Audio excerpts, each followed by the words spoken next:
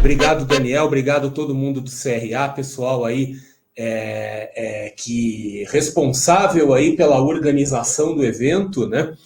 E então, só para fazer as devidas apresentações aqui, tá? Meu nome é André Massaro, tá? Eu sou, entre outras coisas, eu sou o coordenador do Grupo de Excelência em Administração Financeira do Conselho Regional de Administração de São Paulo, muito orgulhosamente, né?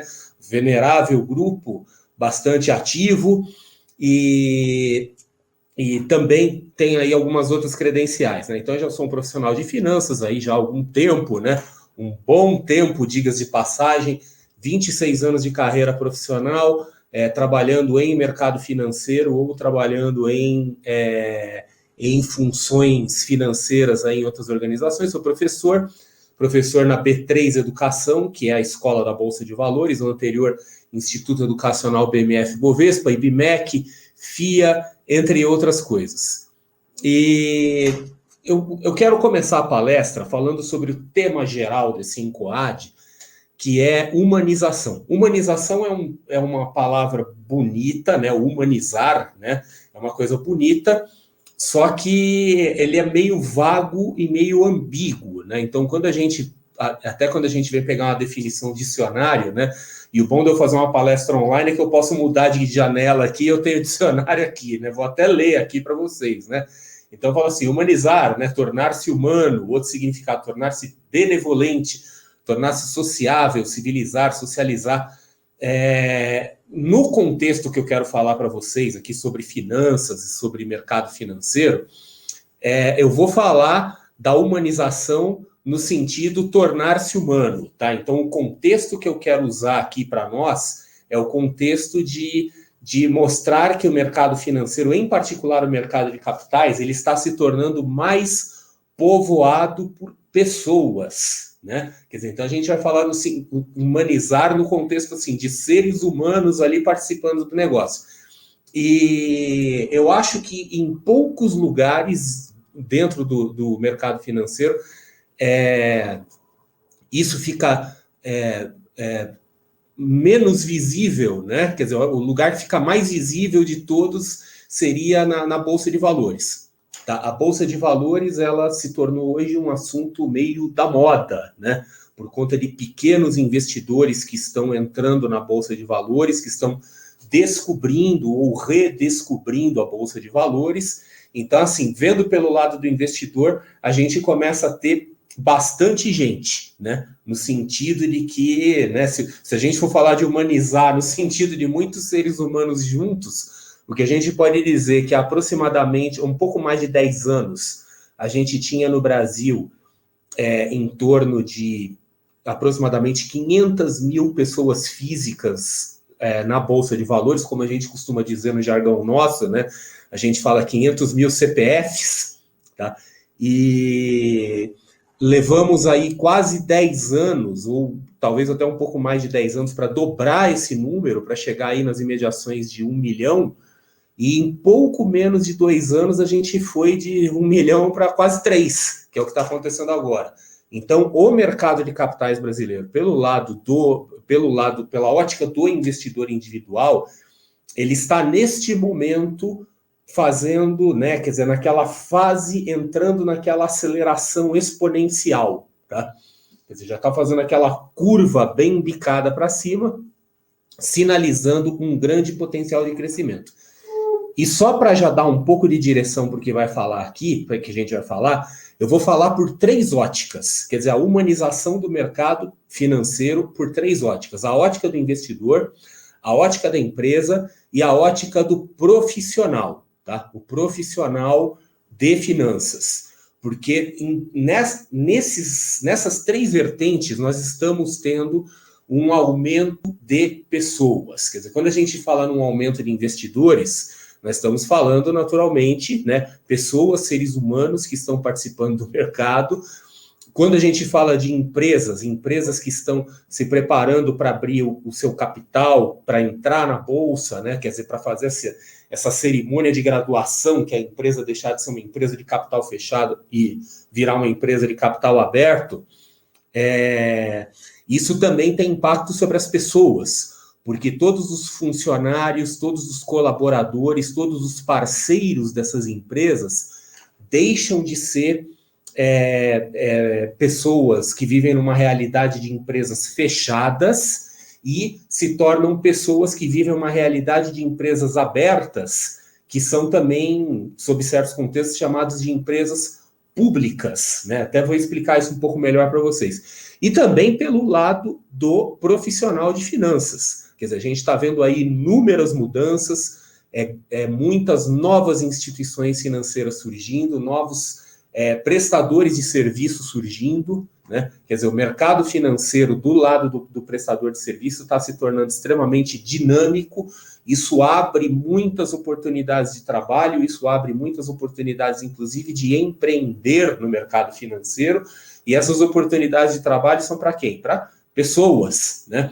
Inclusive, uma coisa interessante, já que a gente está falando de humanização, no sentido de ter mais pessoas, eu, como um veterano do mercado financeiro, aí, talvez um dinossauro do mercado financeiro, uma coisa que eu posso reportar para vocês, assim como testemunho, é que há menos de 10 anos, a gente podia dizer que o mercado financeiro era aquele típico mercado de comadre, né?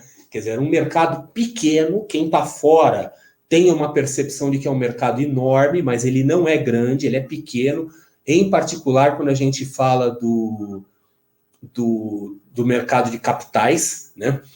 E assim, quando se fazia um evento de mercado financeiro, alguma coisa, você ia lá e todo mundo se conhecia. Eram sempre as mesmas caras. Todo mundo sabia o nome de todo mundo, quer dizer, um mercado era meio fechado. Então, sempre que aparecia uma cara diferente, todo mundo reparava, todo mundo percebia. E hoje acontece exatamente o contrário, né? Quer dizer, eu que já sou mais antigo aí de mercado, eu for num evento do mercado financeiro, eu simplesmente não reconheço mais quem está lá. É como se eu caísse numa festa de gente estranha e esquisita, assim, né? Que eu não conheço ninguém. Estou ali meio perdido no meio de todo mundo, né? Então, vejam que isso já mostra o grau de dinamismo, né, e o grau de fluxo de pessoas que o mercado financeiro ganhou. Então, indo dentro dessa sequência que eu comentei com vocês, que eu quero falar assim de investidor, de empresa e de profissional, vamos retomar um pouco a questão do investidor, que eu havia comentado com vocês. Nós estamos, então, na fase de crescimento exponencial, chegando a 3 milhões. Quando a gente fala 3 milhões de pessoas físicas participando do mercado de capitais brasileiros, isso é uma coisa impressionante por um lado, por outro lado não é tão impressionante, né? É impressionante se a gente comparar, por exemplo, com o nosso passado, né? Se a gente olhar há 10 anos, um pouco mais de 10 anos, éramos 500 mil, né? Não é impressionante, por exemplo, se a gente olhar para outros países. Então, se a gente olhar, por exemplo, para os Estados Unidos, onde já tem uma economia desenvolvida e onde já tem um mercado de capitais mais consolidado, né? Lá nos Estados Unidos tem mais de 200 milhões de investidores individuais em bolsa de valores, né? Quer dizer, nós estamos falando aí de mais de 65% da população. No Brasil ainda é ínfimo, quer dizer, a gente falar de 3 milhões de pessoas por uma população aí de mais de 200 milhões, né, é um nada ainda, quer dizer, tem um mundo para crescer, ainda é muito pouco. Só que tem uma outra coisa também que às vezes a gente acaba esquecendo, né, isso agora entrando um pouco mais assim nos intestinos do mundo das finanças, né, lembrando o seguinte, para aqueles que não são iniciados no mundo encantado das finanças, eu quero fazer uma rápida explicação para vocês sobre fontes de capital, tá? Então, aquela coisa assim, empresas precisam de dinheiro, tá? Empresas precisam de recursos financeiros e captam esses recursos, seja na forma de empréstimos e financiamentos, seja na forma de capital de risco. E os investidores são quem provém os recursos para as empresas, né? Quer dizer, ou fazem empréstimos, ou fazem financiamentos, ou se tornam sócias das empresas, tá? E quando a gente fala, por exemplo, da Bolsa de Valores, né, do mercado de capitais, a gente costuma dizer que o mercado financeiro ele é um hub, né, ele é um conector entre pessoas que têm dinheiro sobrando e pessoas que têm dinheiro faltando. É aquilo que a gente chama no jargão, né, no jargão da nossa ciência irmã, aí, a economia, a gente fala que são os agentes econômicos superavitários e os agentes econômicos deficitários, né? Quer dizer, o agente econômico superavitário é um nome bonito para dizer assim, gente que tem grana sobrando. E os agentes econômicos deficitários é gente que tem grana faltando. Então, assim, quem que tem grana faltando, né? São as empresas, porque as empresas precisam de recursos constantemente, tá? Ou na forma, novamente, de empréstimos e financiamentos, ou na forma de capital de risco. Toda empresa, né? Tá? Atenção, toda empresa é devedora, tá? Toda empresa deve dinheiro, tá? Ou deve dinheiro para quem está financiando ela, ou deve dinheiro para os seus sócios, né? Até as pessoas perguntam também, falando agora da nossa outra ciência irmã, que é a contabilidade, né? Às vezes as pessoas perguntam assim, puxa, mas por que o patrimônio líquido fica junto com o passivo, né? Porque o patrimônio líquido é um dinheiro devido, né? Devido para os sócios, tá? A empresa em si não tem dinheiro. Então, toda empresa é um agente econômico deficitário, porque ela precisa de dinheiro. Até uma empresa que no balanço dela não tem dívida nenhuma, ela tem capital social, esse dinheiro pertence aos sócios. E quem são os agentes econômicos superavitários? Quem que tem dinheiro? Se as empresas não têm dinheiro, quem é que tem dinheiro? E aí que vem a coisa que às vezes pode dar um nó na cabeça do pessoal, porque os agentes econômicos superavitários, ou as pessoas que têm dinheiro, né, elas são majoritariamente pessoas físicas, né? Então o pessoal às vezes pensa assim, porque os maiores investidores da Bolsa não são pessoas físicas. E eu digo, né, são pessoas físicas. Só que são pessoas físicas que investem na Bolsa por vias indiretas, né? Os maiores investidores do mercado de capitais são aquilo que se chama de investidores institucionais. Então, investidores institucionais são investidores que, por razões de natureza até regulatória, legal, eles têm que estar permanentemente investindo no mercado financeiro. E os investidores institucionais, você tem basicamente 3 grandes categorias de investidores institucionais, que são as companhias seguradoras, né, que precisam investir as suas reservas aí, né, os fundos mútuos de investimento, então esses fundos aí que a gente vê nos bancos, né, fundos de renda fixa, fundos de ações, fundo multimercado, e os fundos previdenciários, em particular os fundos de pensão, tá? Fundos de pensão das empresas, que estão lá os funcionários da empresa, que estão formando o seu patrimônio para a sua aposentadoria, para o seu futuro. Então, se a gente considerar que esses fundos de investimento, tanto os fundos mútuos quanto os fundos previdenciários, nada mais são do que veículos para um monte de pessoa física, a gente poderia dizer que a participação de pessoa física no mercado de capitais é muito maior do que realmente é, né? É que a gente fala assim, da pessoa física que está diretamente com uma conta sua, com o seu CPF na Bolsa de Valores e tal, mas no mundo todo, em todo lugar, a gente pode dizer que quem efetivamente move o mercado de capitais são pessoas físicas. Quando a gente fala assim, o investidor estrangeiro que vem para o Brasil, quem que é esse investidor estrangeiro que vem para o Brasil? Geralmente são fundos de investimento, fundos de pensão da Europa, do Japão, dos Estados Unidos, e você vai ver dentro daquilo o que tem lá? Pessoa física, né? Então, assim, o mercado financeiro ele é dominado por pessoas físicas que provêm dinheiro para o mercado financeiro, só que elas não aparecem. A novidade agora é que aqui no Brasil, em particular, a gente está tendo cada vez mais pessoas físicas indo de forma direta. Então, são pessoas físicas que estão abrindo suas contas de investimento, que estão colocando seu dinheiro ali e executando estratégias de investimento e análises por sua própria conta ou através, com auxílio, às vezes, de algum profissional, de algum assessor, de um analista, alguma coisa assim, mas, de qualquer forma, ela diretamente está fazendo a gestão do próprio dinheiro.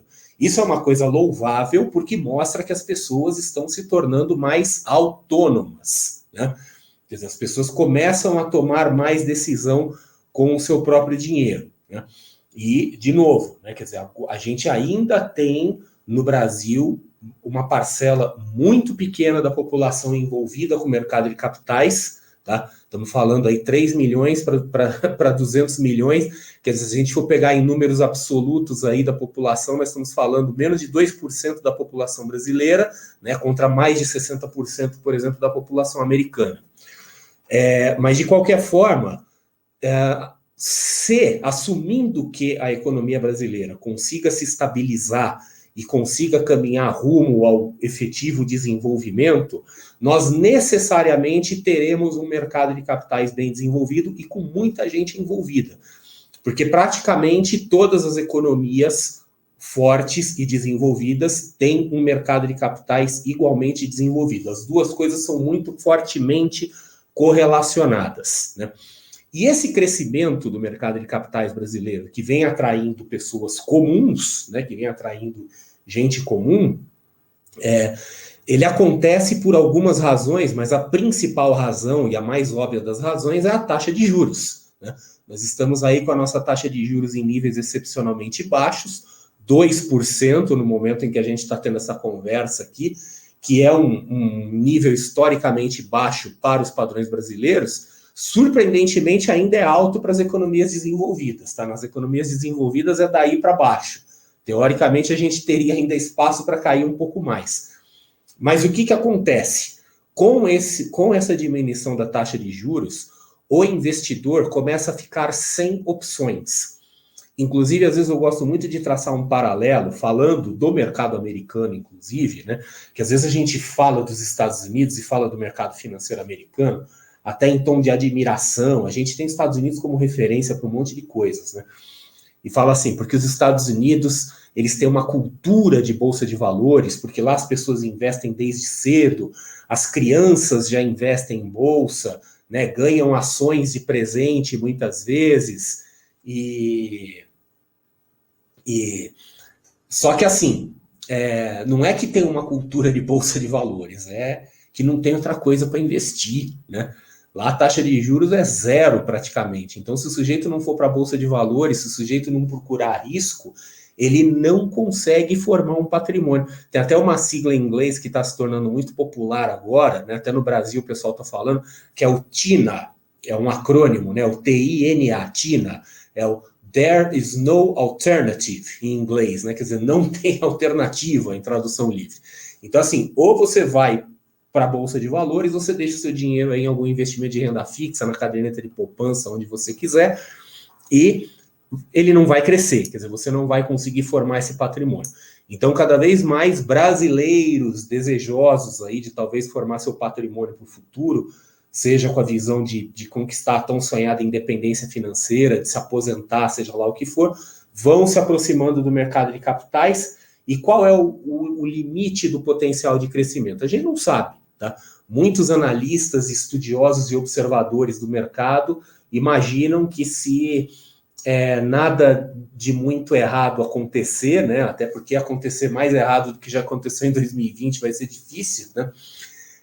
A gente deve talvez chegar aí ao redor de uns 10 milhões de investidores. Esse seria um número até realista para o Brasil, né? Ainda pequeno, mas muito grande. Então, aquela coisa assim, o mercado de capitais, do ponto de vista do investidor, eu acho que hoje não há muita dúvida assim, de que ele está se tornando algo humanizado.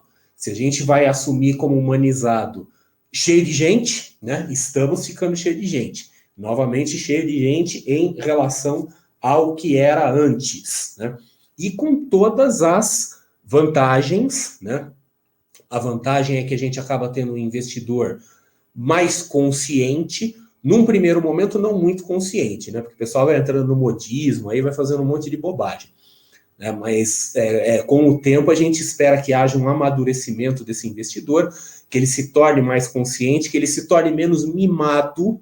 Isso é importante, né? Porque no Brasil, por conta do nosso histórico longo de altíssimas taxas de juros, de investir, de ganhar, né, mais de 1% ao mês sem correr risco nenhum, a gente criou uma geração de investidores mimados que acham que é só ganhar, ganhar, ganhar e não correr risco nenhum, né? Quer dizer, quem sabe agora a gente forma uma geração de investidores um pouco mais realistas aí e amadurece, né? Amadurece o mercado de capitais brasileiro. Então, assim, essa é a visão mais ou menos pelo ponto de vista dos investidores. Agora eu queria explorar um pouco do ponto de vista das empresas, né? Então eu já fiz aqui uma pequena introdução falando das empresas, que falando, por exemplo, a questão da composição do capital. Toda empresa é uma tomadora de recursos, tá? Não existe empresa que não deve nada para ninguém, né? Porque, novamente, até o capital próprio da empresa não é da empresa, é dos sócios. Princípio da entidade, tá? Lembrem-se disso. Eu sei que nós somos todos administradores, mas a gente estuda contabilidade na escola de administração, né? Então, lembrar dos princípios básicos, fundamentais da contabilidade ali, né? E um deles é o princípio da entidade, tá? Quer dizer, o sócio não se mistura com a empresa. O dinheiro, né, o capital social da empresa pertence ao sócio, não à empresa. Então, toda empresa deve, né? E qual que é o grande desafio, né, de um administrador financeiro mesmo de uma empresa? É encontrar qual é a composição ideal desse capital, né, entre capital próprio, que é o capital dos sócios, e o capital de terceiro, que é o capital que se pega aí emprestado, né, financiamentos e outras coisas do gênero. Tá? Com o desenvolvimento do mercado de capitais brasileiro, então vamos voltar ao mesmo contexto que a gente falou no investidor, a gente pode transportar para cá. Taxa de juros vai caindo, né?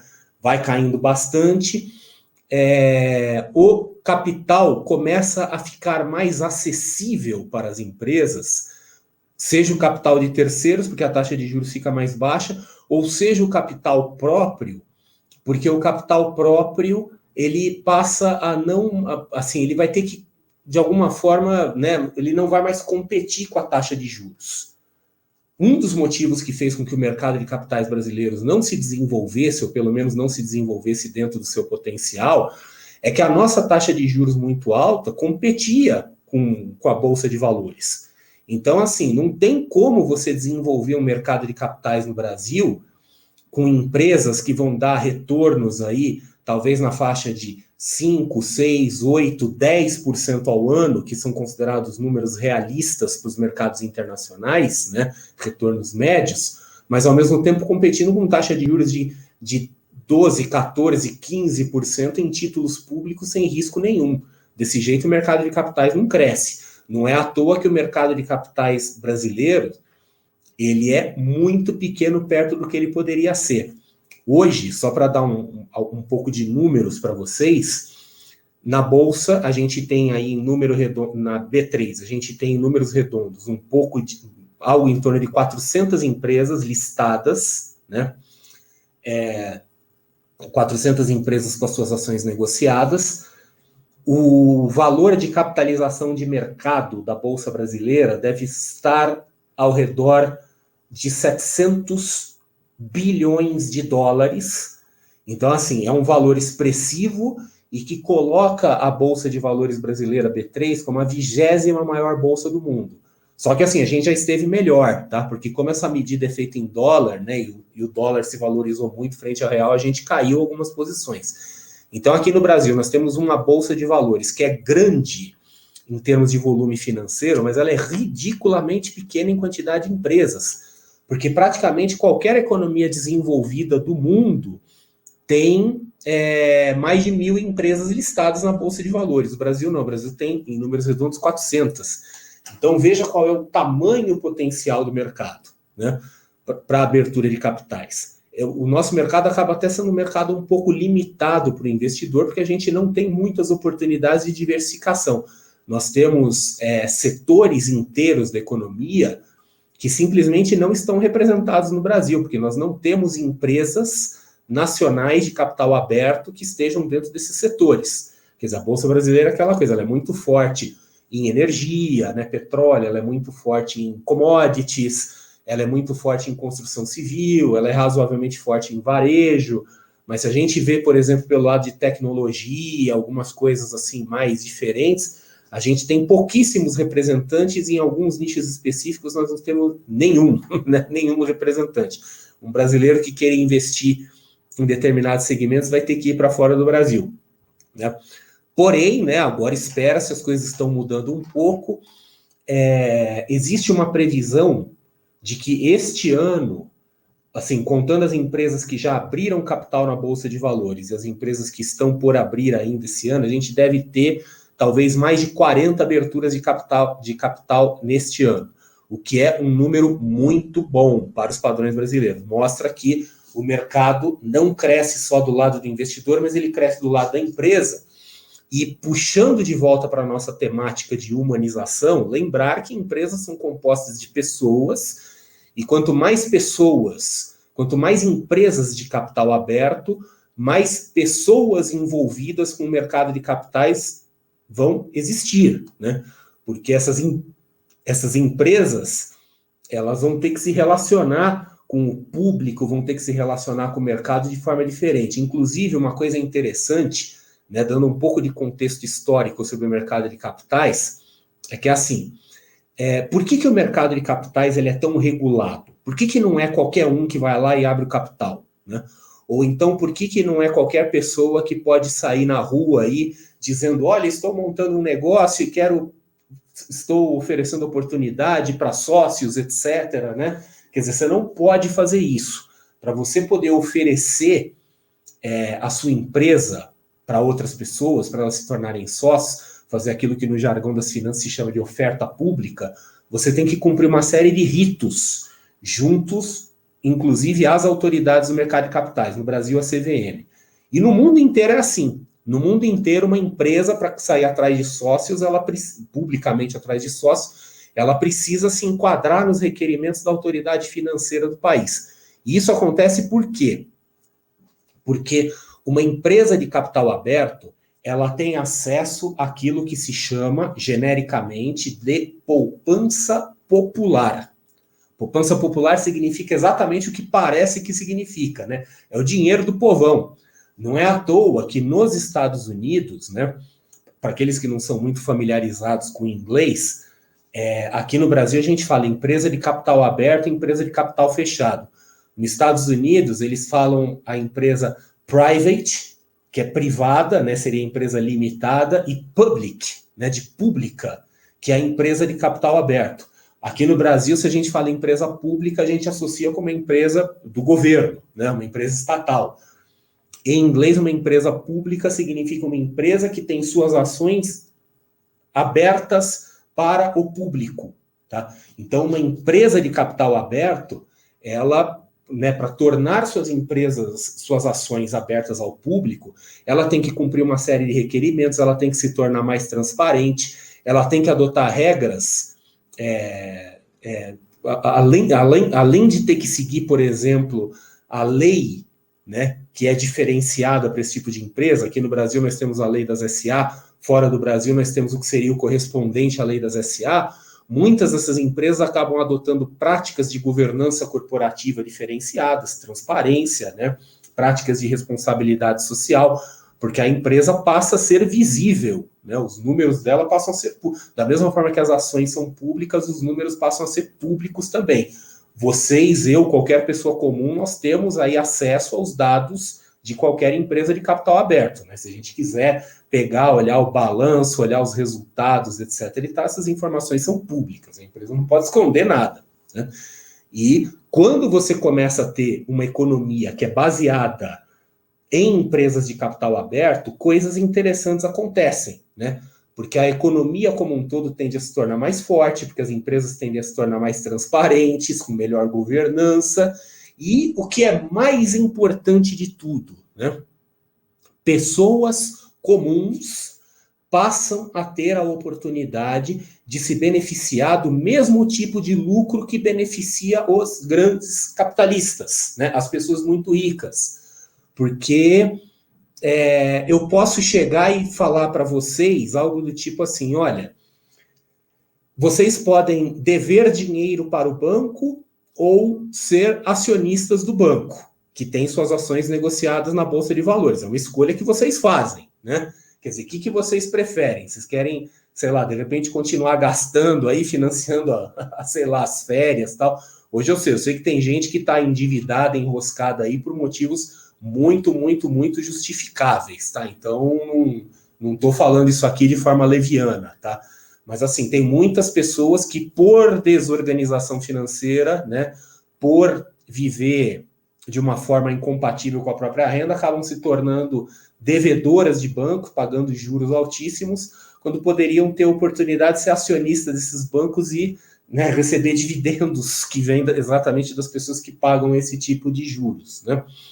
Então, assim, quando uma pessoa comum se torna acionista dessas empresas, ela passa a ganhar o mesmo tipo de lucro dos grandes capitalistas. É óbvio que em proporções diferentes, tá? Não vamos comparar uma pessoa que está colocando aí as suas pequenas economias na bolsa com alguém que esteja aí na lista dos bilionários. Mas é a mesma coisa, só que de diferentes proporções. Até porque as pessoas mais ricas do mundo, né, as grandes fortunas do mundo, como é que essas fortunas são medidas? Elas são medidas majoritariamente pelo valor de mercado das ações que essas pessoas possuem, que são, em sua grande maioria, empresas de capital aberto. Tá? Então, uma economia baseada em empresas de capital aberto, ou com uma maior participação de empresas de capital aberto, se torna uma economia mais inclusiva, porque permite a pessoas comuns se beneficiar do lucro que essas empresas geram. Tá? Então, isso é bastante interessante, tá? Isso é bastante interessante até para o perfil geral da economia, tá? Então, do lado da empresa, quer dizer, quanto mais empresas vão entrando no mercado de capitais, mais profissionais dessas empresas, quer dizer, eu não estou falando de profissionais do mercado financeiro, mas profissionais dessas empresas, colaboradores dessas empresas, começam a ter que pensar de uma forma que é típica de quem está dentro de uma empresa pública, de uma empresa de capital aberto, né? Que precisa seguir regras de transparência, regras de governança, tem leis especiais para aquilo, tá? Então, mais e mais pessoas do mercado de trabalho vão sendo expostas a isso. E a última coisa que eu queria comentar, né, que seria aí a terceira perna daquilo que a gente vai falar, que é do lado do prestador de serviço, do profissional mesmo do mercado financeiro. Para o profissional do mercado financeiro, eu acho que as coisas nunca estiveram tão interessantes quanto nesses últimos poucos anos ou muitos meses, né? Frequentemente, eu sou abordado por pessoas, até por conta, né, assim, eu tenho site de grande visibilidade, né? Quer dizer, tem canal no YouTube, fico com o convite aí para quem quiser acompanhar meus vídeos no YouTube, procurem meu nome aí que vocês vão achar. Mas, enfim, por conta dessa exposição pública, eu sou constantemente procurado por pessoas e que às vezes me perguntam assim, e aí, como é que é? Eu queria trabalhar no mercado financeiro, queria saber como que as coisas estão, se tem boas oportunidades. E eu digo assim, há 5, 6 anos atrás, se alguém me perguntasse, se alguém me abordasse falando que queria trabalhar no mercado financeiro, eu mandava internar essa pessoa, né? Falava, você tá louco, vai fazer qualquer outra coisa, né? Porque o mercado financeiro, ele estava virando uma coisa estranha, né? Que não ia para frente, ele só se consolidava, os bancos só se fundiam, as empresas só se fundiam, fechavam o capital. Quer dizer, o mercado financeiro estava encolhendo e não se expandindo, né? Mas só que agora mudou, né? Quer dizer, está aumentando o número de investidores, está aumentando o número de empresas de capital aberto e está aumentando o número de prestadores de serviço no mercado financeiro, inclusive por conta das chamadas fintechs, né? As empresas de base tecnológica que estão entrando no mercado financeiro, prestando serviço financeiro de diversas formas. Quando a gente fala de fintech, a gente tem desde o banco digital, né? E alguns bancos digitais aí já estão crescendo bastante, inclusive, já começando a despontar como rivais quase de igual para igual aí com os grandes bancos, até aquele aplicativo que você usa, que faz comparação, né, essas coisinhas, quer dizer, desde de estruturas extremamente complexas até coisas mais simples, estão vindo nessa onda fintech. Tá? Então, está surgindo novas instituições, novos bancos, novas corretoras de valores, novas gestoras de valores, novas empresas de análise, né? Empresas de agentes autônomos de investimento. Então, aquilo, o mercado financeiro que estava meio morto para o profissional, de repente ele começou a viver. E hoje nós temos inúmeras oportunidades profissionais no mercado financeiro, então o mercado financeiro também cresce, ele se humaniza, né? Porque são mais pessoas entrando, pessoas diferentes.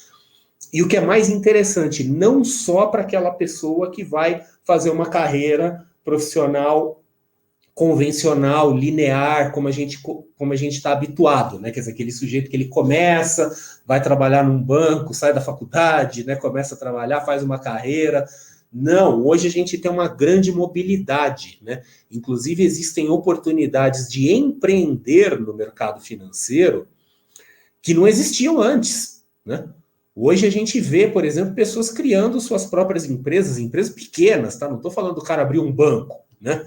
Eu estou falando, assim, profissionais que estão virando, por exemplo, analistas de investimento, consultores de investimento, planejadores financeiros, agentes autônomos de investimento, são pequenos empreendedores que estão indo para o mercado financeiro, alguns estão tendo bastante sucesso, e isso, inclusive, vem se tornando até uma oportunidade de transição de carreira para profissionais já experientes, né?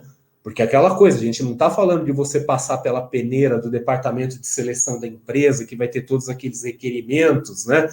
Quer dizer, eu estou vendo muita gente, eu tenho conhecido muita gente aí, profissionais mais experientes de áreas que nada tem a ver com finanças e que estão enxergando o mercado financeiro como uma oportunidade de empreender, de prestar serviço, seja fazendo consultoria, seja virando um agente autônomo de investimentos, né, um assessor de investimentos, como se fala popularmente, trabalhando na distribuição de produtos financeiros, quer dizer, pessoas com perfis comerciais que vêm de outras áreas e começam a ajudar na distribuição de produtos financeiros. Então, assim, está muito diferente, né? E a gente começa a observar, quer dizer, fica mais e mais evidente a humanização do mercado financeiro por essas três frentes. Tá? É a frente do investidor, que indiscutivelmente está crescendo, né? Fomos de 500 mil investidores individuais para quase 3 milhões, tá? Sendo que mais da metade disso veio no último ano.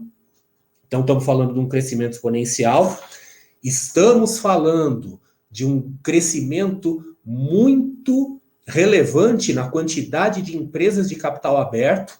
Quer dizer, falar em 40 empresas abrindo um capital em um ano, principalmente um ano de crise, de pandemia como esse, nós estamos falando de 10% das empresas, né? E empresas de segmentos diferentes, tem empresa de tecnologia aí que está entrando, que anunciou semana passada aí, né? Vai dar muito dinamismo isso. E a questão dos profissionais. Um mercado profissional que estava morrendo, que estava encolhendo, de repente começou a se expandir. E isso explica, em parte, aquilo que eu comentei com vocês no começo da palestra, né? Que é aquela coisa, um cara mais experiente, dinossauro do mercado, que há 5 anos eu ia num coquetel, num evento do mercado financeiro, todo mundo se conhecia, né? Aquela coisa beirava até o desrespeito, né? Já vinha já dava um tapão na costa dos outros e tal. E hoje, você vai num evento de mercado financeiro, você não conhece mais ninguém, tá cheio de cara nova. E isso é bom, né? Isso é positivo. Significa gente nova entrando, com ideias diferentes, né? Quer dizer, deixa de ser aquela panelinha ali e se torna uma coisa muito mais dinâmica, né? Até mesmo as certificações do mercado financeiro, que são emitidas pela CVM, né? Desculpa, as certificações, não, as licenças do mercado financeiro, que são emitidas pela CVM, para analistas, para gestores e outras coisas, hoje tem requerimentos que são muito mais acessíveis, no sentido assim, a pessoa, para poder trabalhar como um profissional de finanças em alguma atividade que seja regulamentada, ela tem que ter uma licença. Para ela fazer essa licença, ela tem que fazer uma prova, né? Tem que ter uma certificação, etc. e tal. Mas grande parte dessas atividades, elas não exigem mais que o sujeito tenha que comprovar, por exemplo, experiência no mercado financeiro, que era o que acontecia antes. Hoje, uma pessoa que vem totalmente de fora e fala, olha, eu tenho uma ideia de negócio, eu quero experimentar, eu quero empreender no mercado financeiro, ela tem oportunidade. Então, assim, o mercado financeiro está muito mais dinâmico, ficando muito mais dinâmico, e porque tem muito mais gente, né? É a humanização do mercado financeiro em 3 atos aí, né? Pela ótica do investidor, pela ótica da empresa e pela ótica do profissional do mercado financeiro.